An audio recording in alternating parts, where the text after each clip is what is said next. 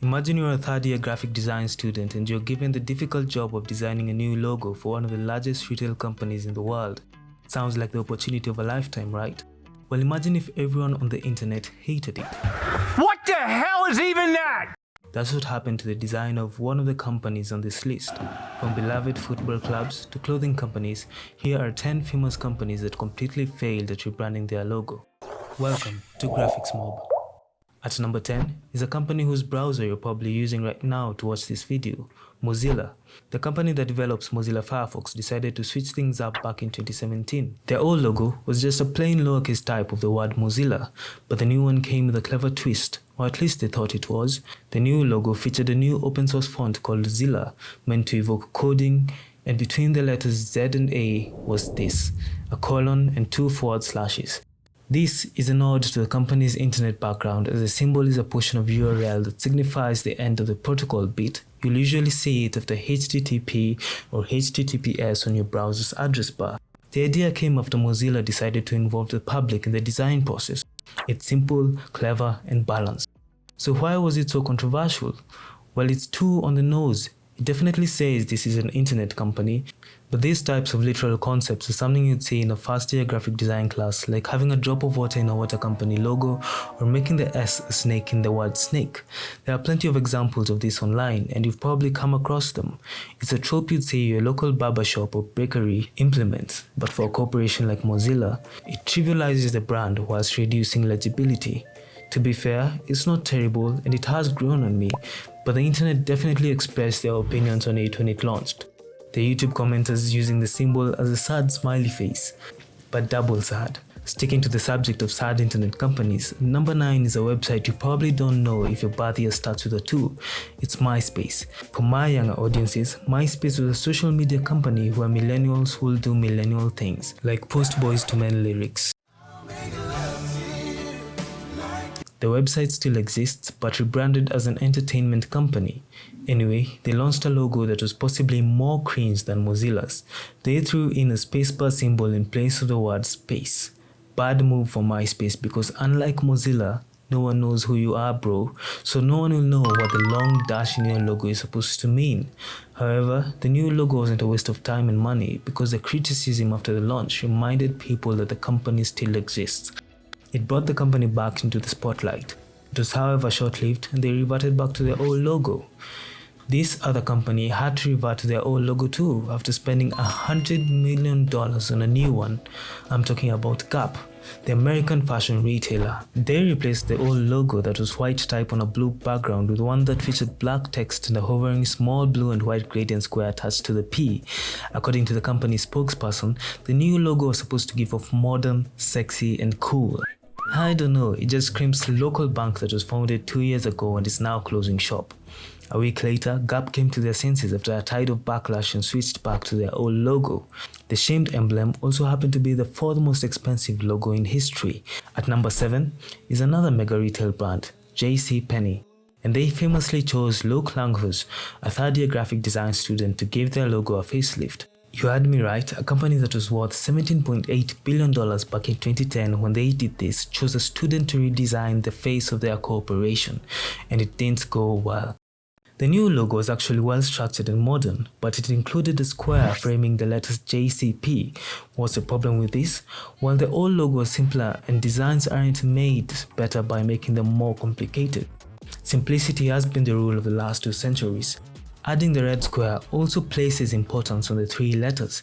Did the company want us to call it JCP and not JCPenney? And yes, in the old logo, these 3 letters were capitalized, but it was in the sense that JC are the first initials of the founder James Charles Penny, and P is logically capitalized as the first letter of his last name. However, the new logo was in lowercase, and so it lost that aspect. It was not as horrible as the public's reaction to it suggested, but the blow was dealt. The logo's market awareness went from 84% in 2011 to 56% in 2013, and as a result, the management gave in and changed back to their old logo. Poor Luke, at least he did a decent job unlike our number 6 brand. And you all know this train crash, it's Elon Musk's rebranding of Twitter to X. An expensive mistake that cost him a mind-numbing $20 billion in company value. The change made no sense, and to this day, most people still call it Twitter. X sounds like a website you don't want in your browser history. As expensive as the loss was to the company, Elon has stubbornly stuck to the logo, and every once in a while he releases an animated graphic of the logo with no context or purpose. And it always looks like a DJ's intro from 2009. Despite all the changes, the app is still popular and staying afloat. Has X grown on you? Let me know in the comments. Next up is Tropicana, the juice company that decided to do a packaging makeover that involved butchering the colorful, vibrant logo to a flat green mark that you have to tilt your head to the left to read. It looks like a cough syrup label. Tropicana spent $35 million to market the update. To put that into perspective, you could buy over 2 million harnesses for needy pet chickens around the world. To make it worse, the redesign led to a 20% loss in sales. That's around $30 million. Now it's 4 million chicken harnesses. They could have just tweaked the design a little at a time rather than do a full rebrand. Still on refreshing drinks failing at refreshing, let's talk about Pepsi. Specifically, their 2008 logo update that featured a minimalist redesign of their logo. Apparently inspired by magnetic fields, the Mona Lisa, wonky smiles, and a whole host of BS as detailed in the released brand document. I don't get the reasoning for it, but I didn't mind the new logo. I think it was 2 or 3 years ahead of its time before everyone else flattened their symbols. However, it was terribly received for being too simple for a fun pop company, and it looked more of a sneer than a smile. It was also accompanied by an uncomfortable font. They stuck to it despite the backlash until 2023, when they released a new logo that pays tribute to an old design and leans into nostalgia. It looks a bit too dated for my liking, and I don't think it works well across digital platforms. But hey, maybe they're 2 or 3 years ahead of their time. What do you think of the new logo? Let me know in the comment section. At number 3, we have MasterCard, one of the most recognizable logos in the world. But did you know they attempted a rebrand back in 2006 that went terribly wrong? For $1.5 million, the big money mover commissioned a new mark to refresh their image in the internet age. However, like JCPenney, instead of refining their already brilliant and recognizable logo, they cluttered it and turned it into a kaleidoscope of confusing shapes and gradients. It's like an image you see when you have a migraine and you close your eyes. The new logo did not go down well with the customers, and they corrected the change. At number 2 is an old and trusted brand, the Royal Mail. Known for its speed and quality service and dear to the British public, the National Courier decided to let go of all its cherished values and spirit built over 500 years and change its name to the most bland name they could think of, Consignia. Is that even an English word? This change was so that they aren't just associated with delivering parcels. You know, like Amazon is known for selling bottled water from the Amazon River. The Brits were definitely not having a pint over that, and they got the company to reverse the name change. Still on Angry Brits, at number 1 we have Leeds United, a football team or soccer for the Americans watching.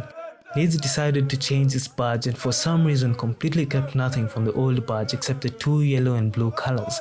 The redesign featured no elements from the old team, not the font, the initials, the little lace stuff white flower, not even the shape of the badge. They then illustrated some bloke thumping his chest and made it the most prominent aspect of the badge. So why would you have that image on there? You can already see the real player doing it in 4K on the pitch. It's an understatement to say that the fans absolutely hated it. Over 77,000 fans signed a petition to boycott the brand. Some were threatening to go to the streets, and even the local member of parliament had to appeal to the club to undo the rebrand. They gave in and listened to the fans, and the city of Leeds had a good night's sleep for once in a long time. And that was a lesson learned for popular sports brands all over the world. Don't make drastic changes to your team's badge, make small imperceptible changes over decades. But you can make a huge perceptible change to this channel by liking and subscribing, and I'll be able to make better entertaining and educational videos like this. Thank you for watching.